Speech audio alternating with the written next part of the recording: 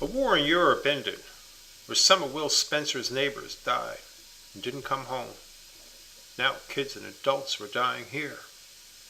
His new teacher, Mrs. Jenkins, was sick and shut the school. And his best friend, Lester Hitchcock, was sick, along with 4 others. 3 kids already died from a disease called the flu, including his baby sister. Where do people go when they die? Will asked his mother, who just cried. And his father turned away and never did say. One morning he rose before his mother, who slept late now, and made a sandwich and put it in his pocket. He set out with his dog that had one good eye and an ear from getting too close to something. But it still had a good nose. And if Will didn't see this thing called the flu, his dog might smell it, and he'd jump it and stomp it and kill it. An early frost had glazed the grass and leaves in a bright silvery dream. Everything sparkled like in a story his teacher read. Drops of water and spider webs looked like beads of glass in the sun. The grass was slippery and slowed Will's down. Leaves hadn't turned yet, but his father said they would soon. First place Will looked was that new pond his father had men with teams of horses and long blades scoop out of the earth to make a 3-sided reservoir that took 2 years to fill.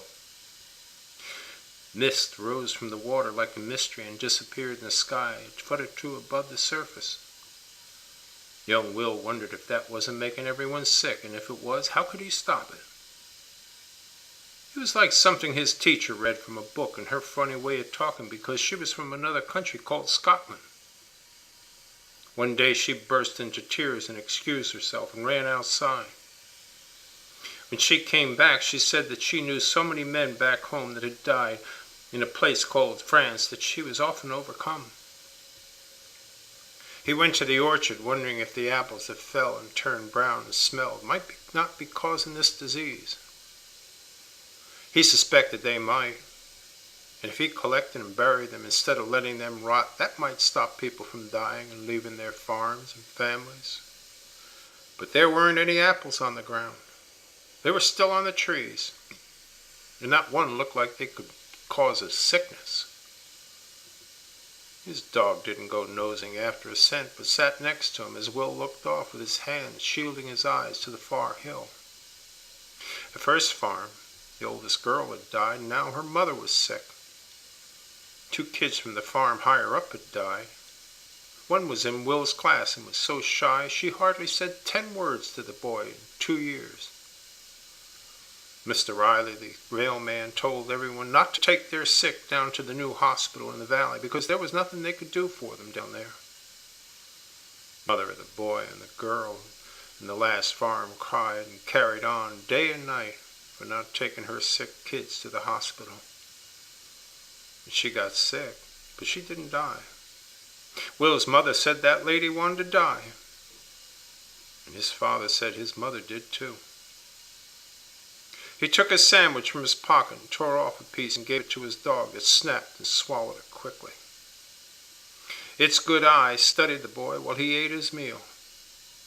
He wondered if the tree he sat on wasn't causing this flu and shouldn't be buried like the people when they died.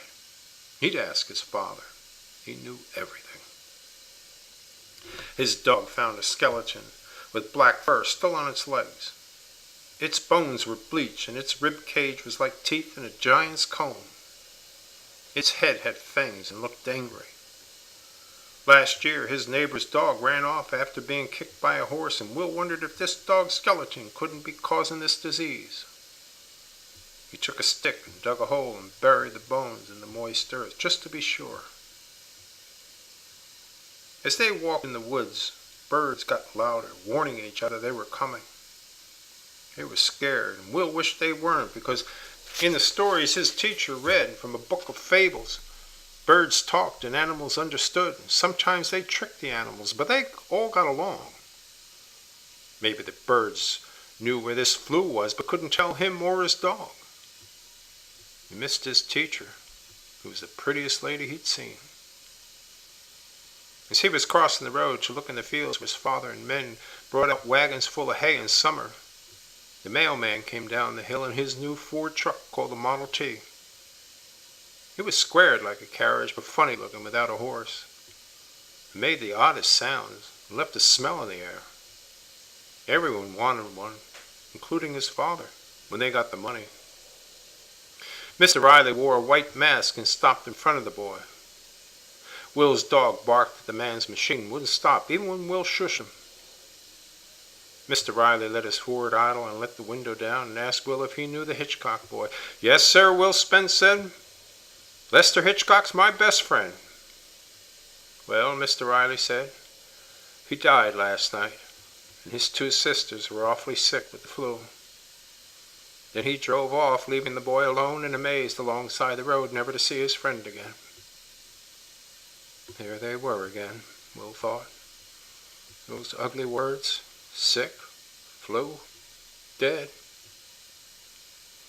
What was this thing called death? Where did people go when they died? What would they do there without their bodies? And did they miss us like we missed them? His dog got after a scent in the weeds along the creek bed, and Will wondered if he shouldn't be more like that and not think so much and go on and enjoy life and be happy. Then he saw Lester Hitchcock's face in front of him, laughing, saying something, but he couldn't hear him. A veil had fallen between them. It would never lift, and he'd never see his friend again or hear him. "What will I do without you?" Will cried. 50 million people died of influenza in 1918.